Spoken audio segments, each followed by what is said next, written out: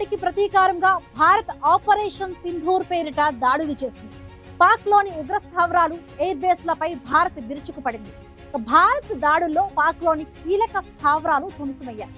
ఈ క్రమంలోనే భారత్పై పాక్ డ్రోన్లు, మిసైళ్లతో దాడులకు యత్నించగా వాటిని భారత సాయుధ బలగాలు సమర్థవంతంగా తిప్పికొట్టాయి.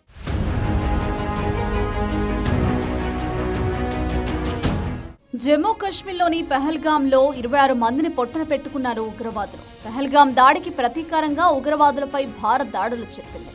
ఆపరేషన్ సింధూర్ పేరిట పాక్ పీఓకేలోని ఉగ్ర స్థావరాలపై భారత్ దాడులు జరిపింది. అదే సమయంలో భారత్పై పాక్ దాడులను తిప్పికొట్టింది. పాక్లోని కీలక ఎయిర్ బేస్లను భారత్ దెబ్బకొట్టింది. ఆపరేషన్ సింధూర్కు వ్యతిరేకంగా పాక్ జరిపిన క్షిపణి, వైమానిక దాడులను భారత సాయుధ దళాలు సమర్థంగా తిప్పికొట్టాయి. ఎంతో ధైర్య సాహసాలు, పరాక్రమంతో శత్రు దేశ దాడులను భారత సాయుధ దళాలు అడ్డుకున్నాయి. పాక్ క్షిపణులు, డ్రోన్లను భారత్ L-70 ఆకాశ్ తదితర గగనతల రక్షణ వ్యవస్థలు అద్భుత రీతిలో నిర్వీర్యం చేసి నేలమట్టం చేశాయి. దేశంలోని సరిహద్దు రాష్ట్రాల్లో అనేక నగరాలకు హాని జరగకుండా భారత సైన్యం కాపాడింది.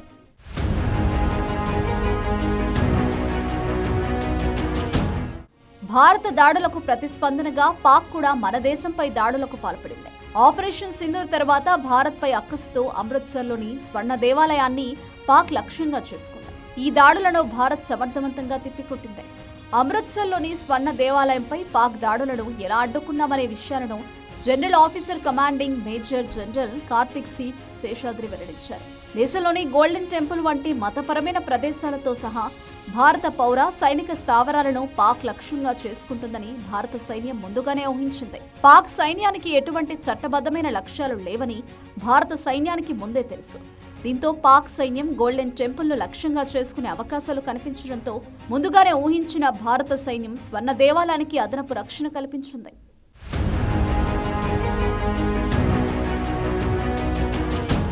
మే 8న తెల్లవారుజామున గోల్డెన్ టెంపుల్ లక్ష్యంగా పాక్ డ్రోన్లు, దీర్ఘశ్రేణి క్షిపణులను ప్రయోగించింది.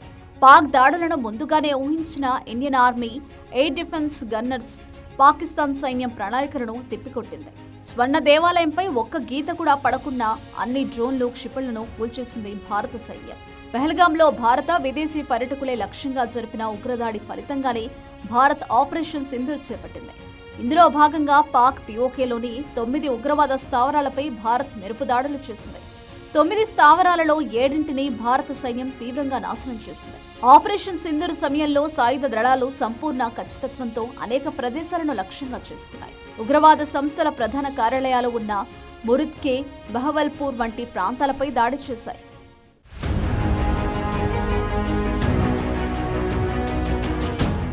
ఆపరేషన్ సింధూర్లో భాగంగా భారత్ చేసిన మెరుపు దాడుల్లో దాదాపు 100 మందికి పైగా ఉగ్రవాదులు చనిపోయారు. దాంతో వందలాదిగా పాక్ డ్రోన్లు, మిసైల్స్ ను భారత్ పై ప్రయోగించింది. భారత్ S-400 ఆకాశ్ తదితర గగనతల రక్షణ వ్యవస్థలు అద్భుత రీతిలో వాటిని నేలమట్టం చేశాయి. పాక్ డ్రోన్లు, మిసైల్స్ ను ఎక్కడికక్కడ కూల్చేశాయి. అయితే భారత సైన్యం పాకిస్తాన్ సైనిక, పౌర మౌలిక సదుపాయాలను లక్ష్యంగా చేసుకోలేదు.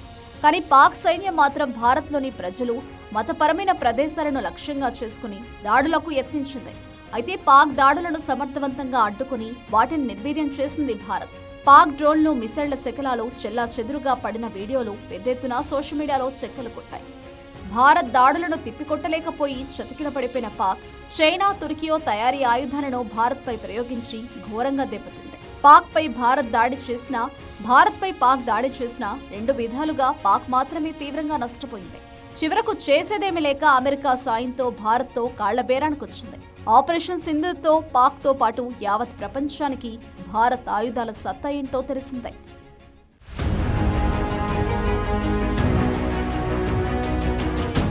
పహల్గాం దాడికి ప్రతీకారంగా పాక్ పీఓకేలోని ఉగ్ర స్థావరాలపై భారత్ దాడులు చేసి ఉగ్ర మూకలను ఏరివేస్తూ ఉంటే పాక్ మాత్రం భారత్లోని ప్రజలు, మతపరమైన ప్రదేశాలు, ఆర్మీపై దాడులకు యత్నించింది. అయితే పాక్ దాడులను సమర్థవంతంగా తిప్పికొట్టిన భారత్ శత్రు దేశానికి భారత్ సత్తా ఏంటో తెలియజేసింది.